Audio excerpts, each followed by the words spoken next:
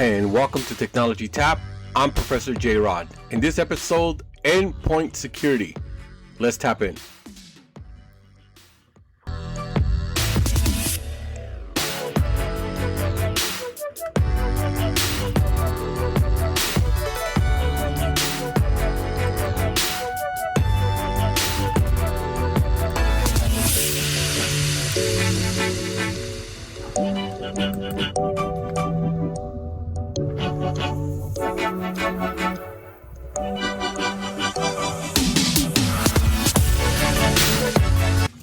Welcome back to Technology Tap, where we break down the technology shaping our world, past, present, and future. I'm your host, Professor J. Rod, and today we're walking into the frontline security of cybersecurity, not the cloud, not the data center, not big corporate firewalls. Today we're stepping onto endpoints, the device in our hands and on our desk and in our pocket, because in modern cybersecurity, every endpoint is a battlefield. In this episode, Endpoints on the Fire, the modern battlefield of security, we are going to talk about all different types of endpoint security here on Technology Tap. What is an endpoint? The new attack surface. Long ago, cybersecurity defense were simple. Build a big wall around the network, keep the bad actors out, but that world is gone.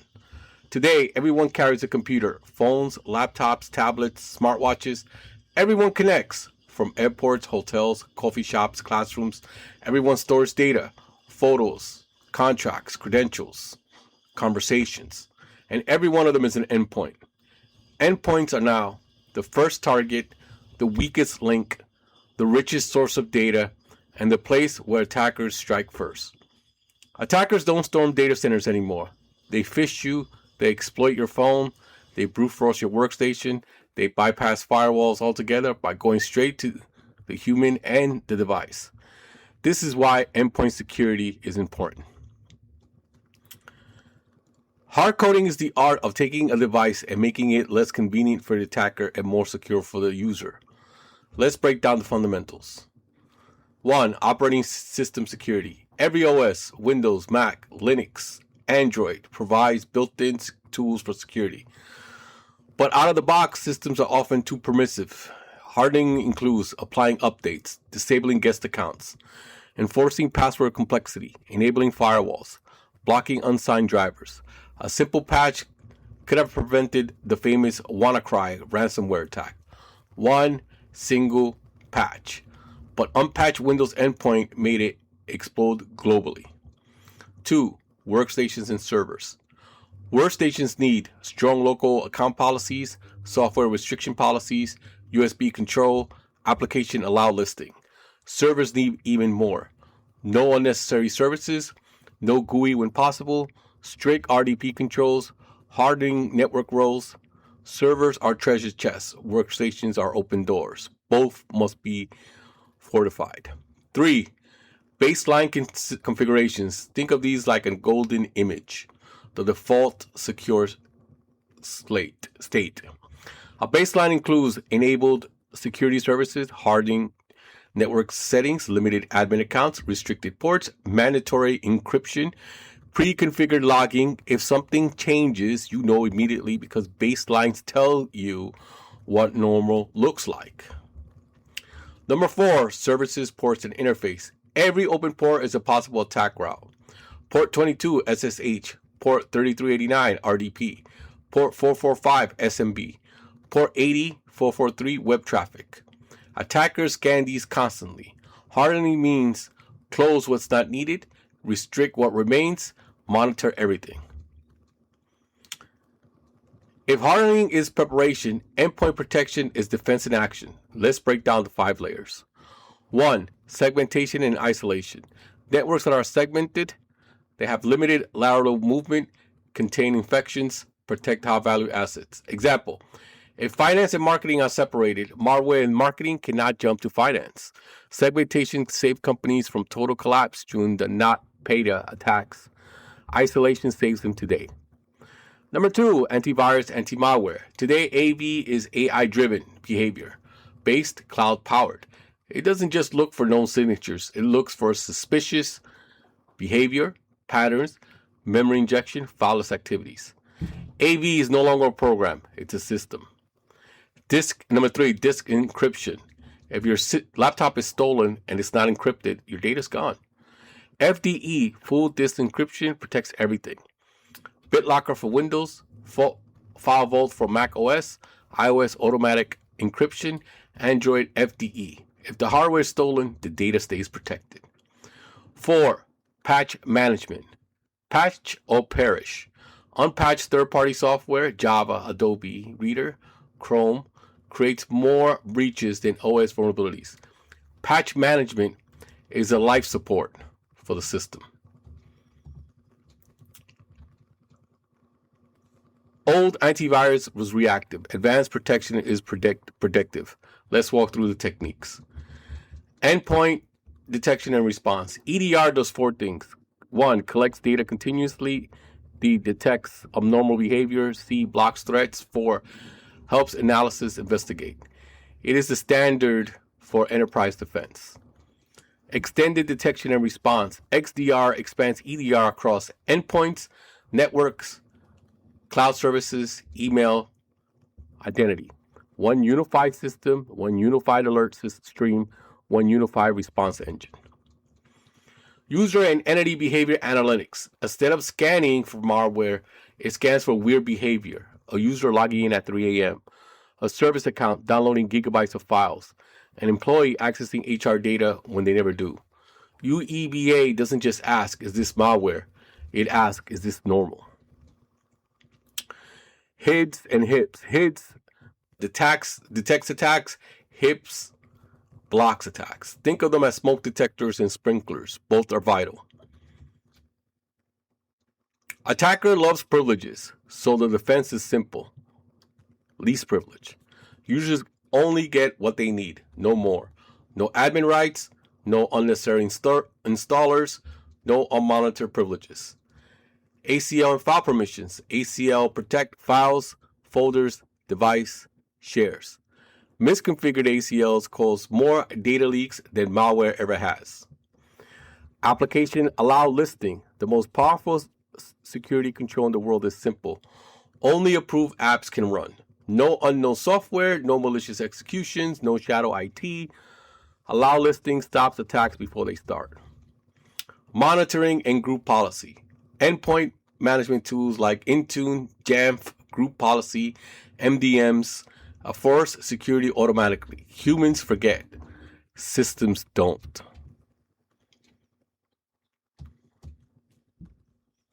The mobile endpoint explosion. Walk into any cafe, any airport terminal, any campus hallway, you see it instantly. Hundreds of tiny supercomputers, all online, all storing personal and corporate data, all connected to the wireless networks you have no control over. Smartphones are GPS trackers, corporate email clients, payment devices, cameras, multi-factor authentication tools, personal vaults, and because they carry so much, they are now one of the most targeted endpoints in the world. Mobile device has 3 unique challenges. 1, people carry them everywhere. 2, they connect automatically. 3, they blend personal and corporate data. Attackers love mobile endpoints because they can bypass the perimeter. There is no firewall when you're sitting in a coffee shop connected to public Wi-Fi. Mobile hardening is essential, and it overlaps with endpoint hardening with greater urgency. Let's break down the pillars of mobile hardening. 1, screen locks and biometric controls. Smartphones should never be unlocked by default. Hardware hardening requires complex PIN, strong passphrase, fingerprint, facial recognition, auto lock timer, failed login wipe threshold. If a thief steals your phone, your data remains encrypted and inaccessible. Full disk encryption. Modern phones rely heavily on full disk encryption. iOS encrypts everything by default. Android uses file-based encryption or full disk encryption depending on the model. Encryption protects context, messages, photos, credential stores, VPN profiles, multi-factor authentication keys. A stolen phone without FDE is a stolen identity. MDM, mobile device management. Organizations use MDM platforms to enforce remote wipe, app control, email configurations, VPN profiles, jailbreak root detection, storage encryption, location tracking when allowed, Wi-Fi restriction. Popular tools include Microsoft Intune, VMware Workspace ONE, Jamf Pro, and Mobile Iron. MDM is the foundation of enterprise mobile security. When a user roots or jailbreaks a device, sandboxing disappears, code signing validation disappears, kernel protection disappears, attacker achieves persistence instantly. And in enterprise environments, jailbroken or rooted devices are prohibited by policy, often automatically quarantined by MDM. Mobile malware protection. Mobile threats include malicious apps, spyware, SMS phishing or smishing, app-based ransomware, stalkerware, malicious SDKs inside legitimate apps.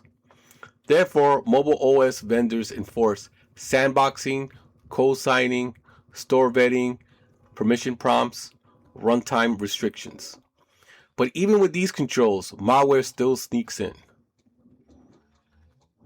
Connection methods are one of the most important sections in cybersecurity. Attackers know that the moment you walk out the front door, your device begins connecting to signals you can't see and don't control. Let's break down each connection methods and the risk. 1. Wi-Fi, the most dangerous player. Wi-Fi is the attacker's playground. Threats include evil twin APs, rogue access points, packet sniffing, credential harvesting, downgrading forcing, fake captive portals. Hardening includes disable auto-join, use VPN, forget unknown networks, require WPA3 when possible, and block open networks. Cellular networks. Cellular is safer than Wi-Fi, but not invincible. Threats, IMSI catchers and stingrays, rogue base stations, SS7 network flaws. Hardening, LTE 5G preferred over 3G. Disabled 2G fallback, eSIMs improvements, device attestation features. Then we have Bluetooth. People leave Bluetooth on all day, but Bluetooth attacks include bluejacking, blue snarfing, blue bugging, Bluetooth impersonation attacks, car hacking vectors. Hardening, turn off Bluetooth when not needed, reject unknown pairing attempts, and disable device visibility. Next is near field communication. Using Apple Pay, Google Play, key cards, countless access, tap to pay device. Risk, relay attacks, rare but possible. Unauthorized taps, fake payment terminals. Hardening, disable NFC when not active, and require biometric confirmation for payments. Next, GPS, location services, geofencing. Location privacy is a huge part of cyber. Attackers and apps can abuse GPS tracking, location metadata in photos, movement patterns, and geofencing triggers. Hardening, disable location for unnecessary apps. Use while using apps permissions when using an app. Turn off EXIF geotagging and use VPN to hide IP-based location. Mobile devices often become gateways for others. Hotspots expose the device to unauthorized clients, credential brute forcing, packet sniffing, meter data attack. USB tethering may expose malware crossing between devices, network policy violations. Hardening includes strong hotspot passphrase, disable SSID broadcast, use WPA3 personal when available, and rotate password frequently. Apps are the soul of mobile devices and also one of the greatest dangers. Let's break down the app-based attack vectors that you can possibly encounter. Number 1, app stores, safe but not invulnerable. Official stores perform code signing verification, sandboxing requirement, app review and scanning, but malicious apps still appear, often disguised as flashlight lamp apps, system cleaners, QR code scanners, game mods, and wallpaper apps. Android also allows APK sideloading that opens the door to malware installed directly. Hardening does block sideloading, enforce manage Google Play via MDM, and uses MAM and MDM for app control. Next, application permissions. App request, camera access, Microsoft, microphone access, contacts, location, SMS, Bluetooth, local network access. Users tap allow without thinking. Hardening, enforce least privilege, use OS permission prompts wisely, revoke permission from unused apps. Email remains the number one attack vector. On mobile devices, users are distracted, rushed, processing hundreds of notifications, clicking without verification. Results: phishing, smishing, business email compromise, credential theft, session hijacking. To harden it, you want to use secure email gateways, remove mixed content, disable automatic image loading, enforce MFA, use containerized messaging apps. Modern enterprise use the zero trust architect. Never trust, always verify. Mobile device undergoes device posture checks, jailbreak detection, patch version checks, app inventory checks, network health check. If the device failed, it is blocked automatically from corporate resource. This saves companies millions each year in breach cost.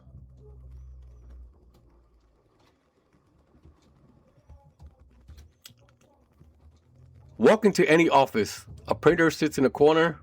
A camera watches the lobby. A conference room device waits for the next video call. A thermostat adjusts the temperature without a second thought. These are endpoints, but unlike laptops and servers, they are rarely patched, rarely monitored, rarely configured securely, always connected, often forgotten. And attackers know this. In 2018, a casino was hacked through a smart thermometer in a fish tank. Data was stolen because someone never secured the IoT sensors. If it connects, it can be hacked. IoT devices have three major weaknesses. 1. Weak or default passwords. 2. Unpatched firmware. And 3. Lack of security controls. Let's break down the hardening process. 1. Changing default credentials. Many IoT devices ship with login and passwords such as admin, root, 1234, password.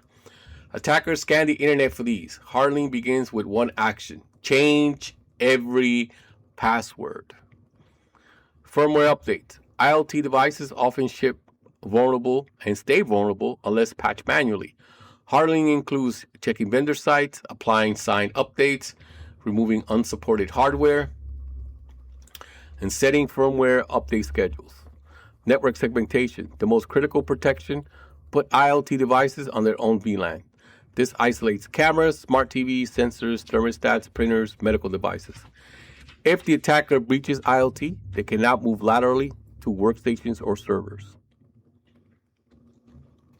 Disabled unused ports. IoT devices often run unnecessary services like Telnet, SSH, UPnP, HTTP admin interfaces, and Bluetooth. Disabling these removes entry points. Printers aren't harmless. They store browsing history, print jobs, emails, scan documents, cache credentials. They run operating systems. They have web interfaces. They authenticate to servers. They have hard drives. Attackers can exploit printers to default password, unpatched firmware, expose admin panels, SNMP attacks, stored print jobs, network shared credentials. Hardening includes disabling public admin panels using HTTPS-only interfaces, requiring authentication for printers, regular firmware updates, and clearing job cache. A printer breach can expose everything. But one thing I want to say about a printer is, you know that because of the way the system works, your repair guy has their own username and password for the printers. So if you have a guy who comes in to service your printer, he has his own username and password. And it's on the, if you do a deep dive on the internet, you'll find it. So they have a, you know, kind of like a guest mode in there when the repair guy comes and checks and services your printer. He has his own user ID and password. So you got to be careful with that. Security cameras should provide safety, but compromised cameras provide surveillance to attackers. Threats include IP camera hijacking, RTSP stream interception, default password exposure, hard-coded backdoors, cloud-managed camera breaches. Hardening requires VPN-only access, strong credentials, encrypted streams, firmware supervision, isolated network. A hacked camera becomes a spy for the wrong side. Industrial control systems and SCADA device control. Water treatment plants, electrical grids, manufacturing robots, power substations, oil pipelines, heating and cooling systems. What are the security issues with this? Old firmware, unsupported OS versions, no encryption, no authentication, remote access vulnerabilities. Some run RTOS, real-time operating systems, lightweight but often insecure. Hardening requires physical security, network isolation, micro-segmentation, logging and monitoring, fail-safe configuration, vendor patching cycles. A SCADA breach doesn't steal data, it causes physical damage. USB drives are one of the most dangerous endpoints ever created. Why? They bypass network security, they deliver malware instantly, they can emulate keyboards, they can exploit auto-run misconfigurations that are often trusted blindly. Attacker types include bad USB, where the USB firmware is rewritten to behave like a malicious keyboard. USB drop attacks, this was very popular. An attacker leaves an infected USB stick in parking lots or hallways.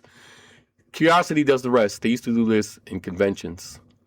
And they still do, I think. Data exfiltration, USB drives quietly siphon data from compromised machine.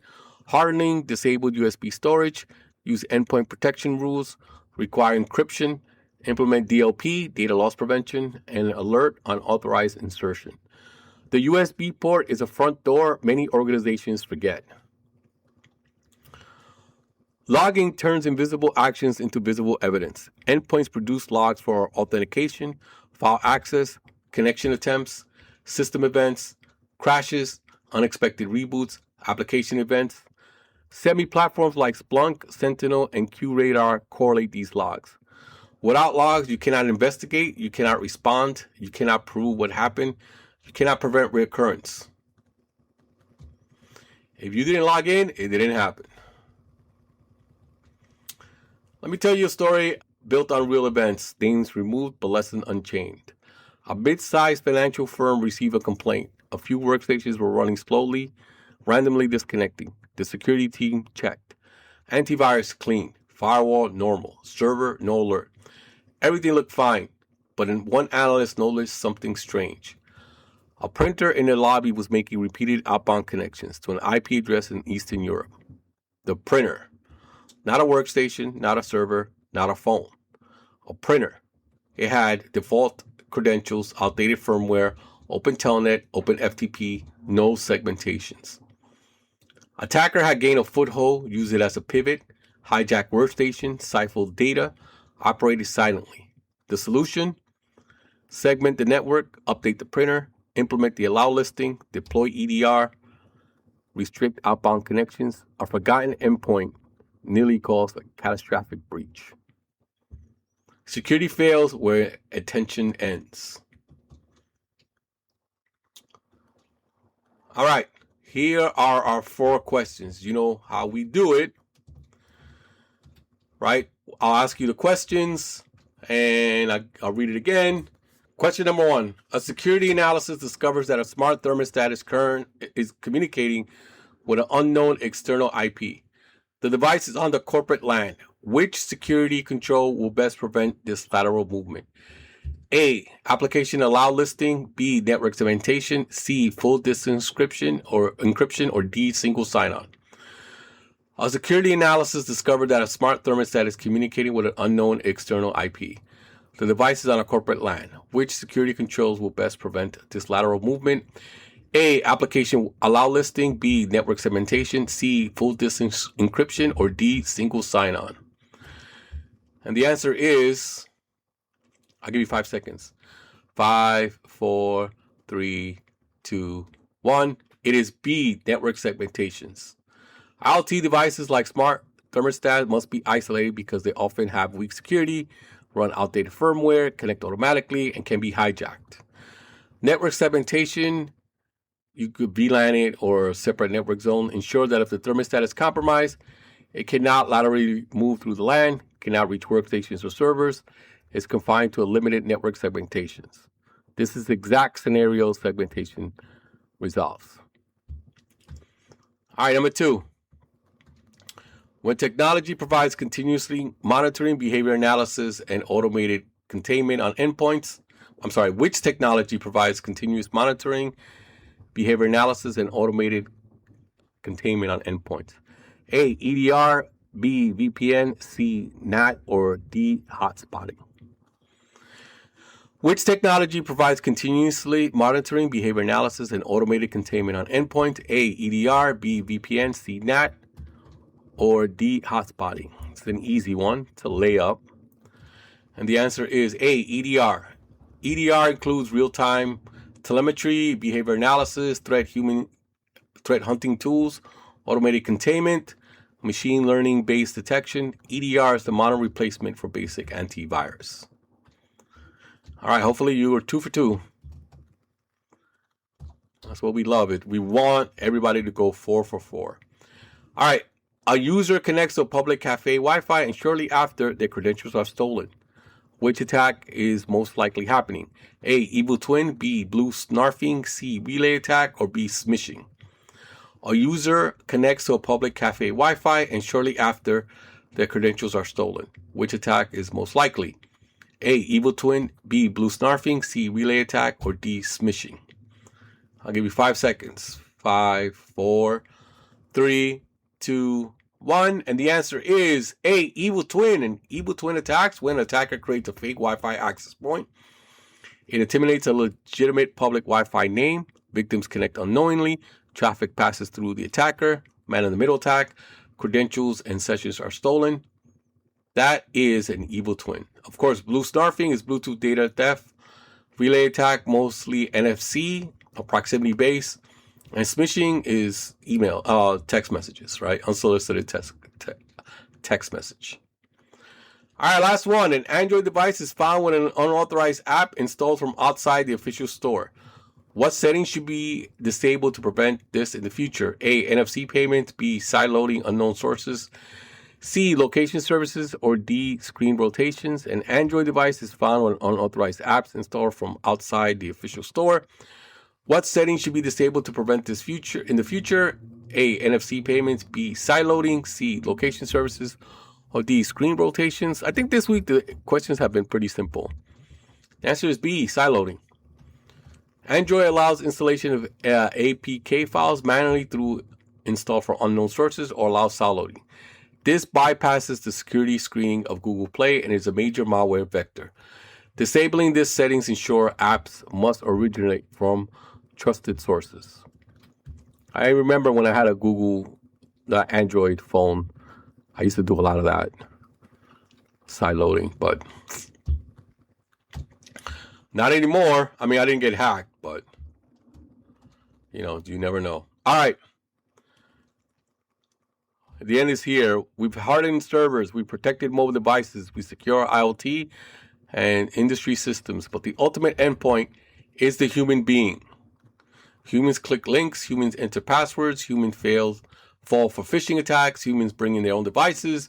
Humans trust untrusted networks. Attackers exploit vulnerabilities, but they weaponize behavior. Endpoint security is not about machine. It's about people. You have to be very, very careful. All right. And thank you for listening for this lesson today on endpoint security. I'm Professor J. Rod. And as always, keep tapping into technology.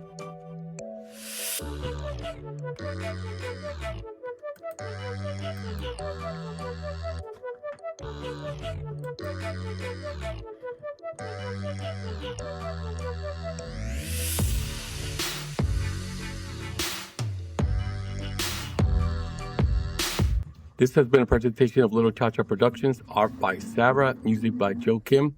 We're now part of the Pod Match Network. You can follow me at TikTok at Professor J Rod, that's JROD, or you can email me at ProfessorJRod, JROD, @gmail.com.